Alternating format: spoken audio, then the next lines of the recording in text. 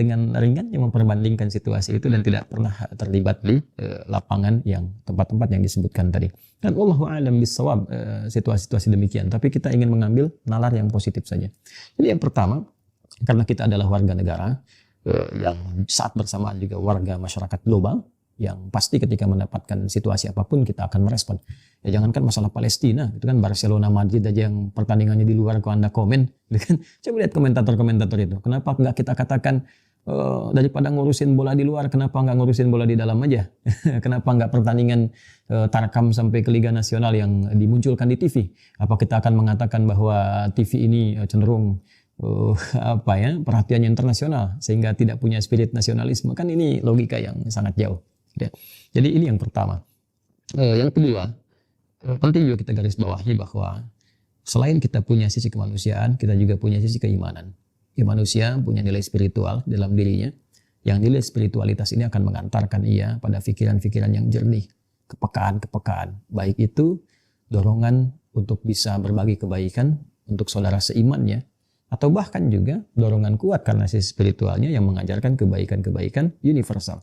Dalam bahasa Al-Quran di surah ke-21 ayat 107, rahmatan lil alamin, membawa kasih untuk semesta. Itulah sebabnya dalam Islam, setiap kejadian-kejadian yang bisa kita akses selalu didorong oleh spirit Al-Quran, spirit hadis Nabi Muhammad SAW untuk memberikan solusi. Ya, sekarang jangankan di Palestina, ya, terjadi situasi di dalam negeri yang butuh perhatian. Sebagai Muslim kita akan muncul. Ya, baik itu sifatnya nasional atau bahkan mungkin di lokal, itu sudah otomatis. Ya, agama memberikan dorongan khairun nas anfa'uhum linnas, sebaik-baiknya manusia yang memberikan manfaat baik untuk manusia yang lainnya, kita akan support. Ya, kalau mengacu pada undang-undang fakir miskin, anak terlantar, itu adalah tanggung jawab negara, ya. Dan kemudian sebesar-besarnya, sebaik-baiknya dipelihara, bahkan kemudian diberikan jalan-jalan kemakmuran, kebaikan yang menjadi tanggung jawab negara yang dilaksanakan oleh eksekutif, dalam hal ini pemerintah. Maka kita sebagai masyarakat membantu tugas itu. Tugas pokoknya tugas pemerintah. Kita bayar pajak, ya, kita kemudian menaati administratif, uangnya dikelola, dikembalikan kepada yang berhak untuk menerimanya, termasuk fakir, miskin, dan musibah-musibah yang terjadi. Di luar hal yang tidak bisa dikontrol oleh pemerintah atau juga tidak bisa disupport dengan maksimal, kita sama-sama untuk saling gotong royong dan sebagainya. Tapi bukan berarti keadaan itu menghilangkan perhatian kita, ya, sebagai warga dunia untuk berkontribusi aktif, ya, dalam konteks dan keadaan yang terjadi di dunia secara global. Jadi kalau kita bandingkan, maka tidak apple to apple. Ya, bahkan nanti akan ada jawaban yang bisa kontroversial. Ya, ketika ditanyakan, kenapa Anda lebih peduli ke Palestina dibandingkan dengan di Indonesia begini? Nanti ditanya balik, negara kemana? Pemerintah kemana? Kan tugas pokoknya tugas pokok negara, tugas pokok pemerintah. Kita membantu di situ sebagai hadir bagian dari warga negara, gitu kan? Nah, kemudian untuk keluar, maka kita bisa katakan ini tugas kemanusiaan, ini tugas juga keimanan, spiritual. Maka spiritual melintasi batas-batas wilayah. Sebagaimana kemanusiaan juga melintasi batas-batas wilayah. Dan bagi sebagian orang bahkan olahraga melintasi batas-batas wilayah. Ya kan? Ya, seperti yang Anda saksikan, yang hobi olahraga kan dia juga belum tentu cinta dengan yang lokal. Mungkin dia cinta dengan yang di luar dan sebagainya. Dan seterusnya. Maka sekiranya tidak menjadi penting saat ini memperbincangkan berbagai persoalan-persoalan dengan argumentasi-argumentasi yang sangat lemah, ya, hampa dari nalar yang benar.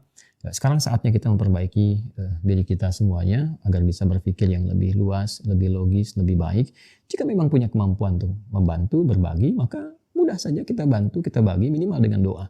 Jika tidak punya, ya sudah, selesai saja gitu ya. Tidak perlu kita mengeluarkan statement-statement yang justru membenturkan satu dengan yang lainnya. Jika ada yang ada di pihak satu atau di pihak yang lainnya, itu pilihan masing-masing. Dan pilihan ini membawa konsekuensi masing-masing, baik itu di dunia ataupun juga di alam akhirat. Ya. Bagi yang ingin mensupport perjuangan masyarakat Palestina, ya tentu di sisi lain bagi yang kontra tentu akan ada mungkin, ya taruhlah pandangan-pandangan berbeda, sampai ke titik misalnya kesal atau mungkin mencaci atau memaki, ya itu hak mereka. Begitu sebaliknya, jika pun ada di posisi orang yang membela lawan dari Palestina misalnya pro, ya, ke sisi yang lain, maka juga menjadi konsekuensi ketika sisi yang pro kepada Palestina misalnya menyayangkan atau menyampaikan argumentasi berbeda, gitu kan, maka itu adalah hal yang bisa saja terjadi, lumrah terjadi dalam pilihan-pilihan. Tapi bagaimanapun semua pilihan itu tentu akan dipertanggungjawabkan di hadapan Allah Subhanahu wa taala sebagai umat yang beriman, dan keimanan ini dijaga dalam dasar bernegara kita, ketuhanan yang Maha Esa. Kemudian juga dilandasi dengan undang-undang yang jelas di pasal 29 ayat kedua, negara menjamin kemerdekaan tiap-tiap penduduk untuk memeluk agamanya masing-masing dan beribadah menurut agama dan kepercayaannya itu. Jadi kalau ada orang mengekspresikan kecintaannya misalnya untuk mendukung kemerdekaan Palestina dengan argumentasi ini adalah amanat dari undang-undang, kemudian juga ekspresi dari keimanan, ekspresi dari kemanusiaan, adalah hal yang wajar. Ya, kalau ada alasan silahkan berargumen, tapi juga jauhi sentimen. Begitu sebaliknya pada aspek-aspek yang lainnya. Saya kira itu yang sedikit banyak kita harus dudukan dengan cara yang elegan, dengan cara yang baik.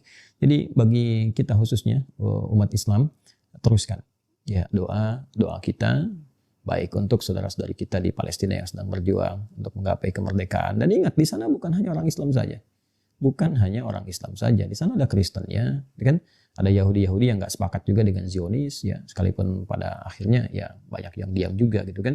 Tapi tetap kita mendoakan, ya, dan dalam doa dan perjuangan itu tentu akan ada tantangan-tantangan, ada juga kemudian pandangan berbeda, itu biasa, itu biasa. Jadi santai-santai saja dengan yang demikian, tidak perlu terlalu berlebihan. Ya, dan di sisi lain juga kita tetap bisa konsisten untuk saling berbagi, membantu, memperhatikan semua yang ada di sekitaran kita di wilayah Negara Kesatuan Republik Indonesia sehingga terjadi keseimbangan dalam interaksi kita. Ini adalah hal yang mungkin bisa kita bagi di kesempatan ini. Kemudian kita mesti menekankan dengan kuat bahwa situasi di Palestina, kemudian juga secara umum di dunia ini, dinamikanya cukup kompleks, kekinian cukup beragam, dan ini yang paling menarik sekali menampakkan kepada kita satu gambaran untuk membentuk karakter kehidupan kita. Jadi kalau sudah ditampakkan seperti ini, kita diperlihatkan ini yang seperti A, ini yang seperti B, ini yang seperti C, ini yang punya sikap begini, ini yang punya sikap seperti ini, yang konsisten begini, yang tidak konsisten begini, yang munafik begini, yang jujur begini.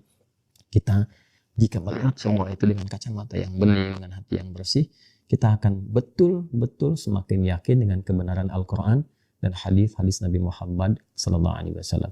Pada hakikatnya, semua ekspresi itu ditampakkan kepada kita untuk menguatkan kebenaran Islam, untuk semakin kita mengesahkan Allah Subhanahu Wa Taala, dan semakin kita serius menyiapkan bekal untuk kembali kepada Allah dalam kebaikan.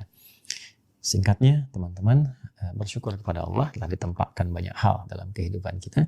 Tetap kita semangat dalam persoalan Palestina ini. Sebetulnya banyak hal yang bisa kita urai kalau ada partner-partner dialog yang bagaimana membahasakannya, yang bisa kita menggali lebih dalam. Semacam misalnya kita bisa belajar tentang genealogi, psikologinya Bani Israel. Ya, saya menyebut Bani Israel, bukan konteks Israel yang Zionis kekinian, tidak. Tapi ada secara psikologis karakter mereka itu sudah menjadi genealogi mereka gitu ya. Misal sikap penakut itu ada sebetulnya. Ya, yang lebih dekat ke sikap pengecut misalnya, penakut itu ada itu dari dulu sekali, dari sejak umatnya Musa alaihissalam. Jadi sebetulnya kalau terjadi sekarang misalnya head to head berhadapan, itu nggak akan mungkin dari pihak Israel khususnya misalnya saat ini ya, kondisi kekinian, nggak akan mungkin punya keberanian. Nggak akan mungkin karena sudah itu sudah genealogi yang tersambung ke asal-asal di awal, bahkan diabadikan dalam Al-Quran kita dapati, hadis-hadis juga banyak ya. Makanya kalau sekarang melihat misal ada mau masuk dari darat dan sebagainya, itu belum tentu punya keberanian ya, belum tentu. Yang paling muncul itu hoax saja, yang berita-berita keluar, itu dari dulu. Kalau rajin baca Quran kita tahu tuh ya, produsen hoax paling hebat di dunia itu ya orang-orang itu ya, muncul berita bayi-bayi dipenggal, ternyata nggak dipenggal, ya kan? Muncul berita kita nggak ngebom rumah sakit, ternyata ngebom rumah sakit, macam-macam lah muncul. Dan sekarang mau ada serangan darat, silakan hakul yakin cek siapa orang-orangnya, paling-paling juga tentara bayaran gitu, datang dari sana dari sini, 1-2 lah orang-orang demikian. Punya keberanian hanya menggunakan pesawat saja dari atas, ngebom-ngebom dan sebagainya. Itu satu sisi ya, satu sisi. Jadi sebetulnya aspek-aspek lain banyak yang bisa dikaji, dan ini mahal pelajaran-pelajaran semacam ini. Tapi lebih utamanya adalah mengembalikan kepada kita untuk berpikir positif. Alhamdulillah kita jaga kedamaian di Indonesia, jaga ketenangan, ya, jaga perdamaian untuk kita semua yang ada di sini, sehingga apa yang terjadi di luar pun jangan sampai juga membawa itu semua pada pertikaian di dalam negeri. Pendapat-pendapat dikeluarkan, dikemukakan asal dengan cara yang santun, argumentasi yang benar, ya kita saling belajar untuk menguatkan dengan yang lainnya. Dan yang terakhir, ini yang paling penting. Betapapun dan bagaimanapun situasi di luar Indonesia, ketika kita tanggapi dari dalam, tetap harus menjadikan diri kita secara nasionalisme atau secara nasionalis untuk selalu menguatkan konteks atau bingkai kenegaraan kita. Jadi jangan sampai perbedaan pandangan, situasi di luar menjadikan kita justru lemah, rapuh, dan lupa bahwa kita sedang membangun negara kita lebih kuat, lebih makmur, lebih sejahtera, lebih membahagiakan. Dan satu masa kita harus membuktikan kepada dunia bahwa kita sanggup menjadi negara terkuat yang memimpin dunia ini. Saya kira itu yang bisa dibagi. Semoga bermanfaat. Maafkan saya. Subhanakallahumma bihamdika asyhadu an la ilaha illa anta astaghfiruka wa atubu ilaik. Wa akhiru da'wana alhamdulillahi rabbil alamin. Terima kasih. Assalamualaikum warahmatullahi wabarakatuh.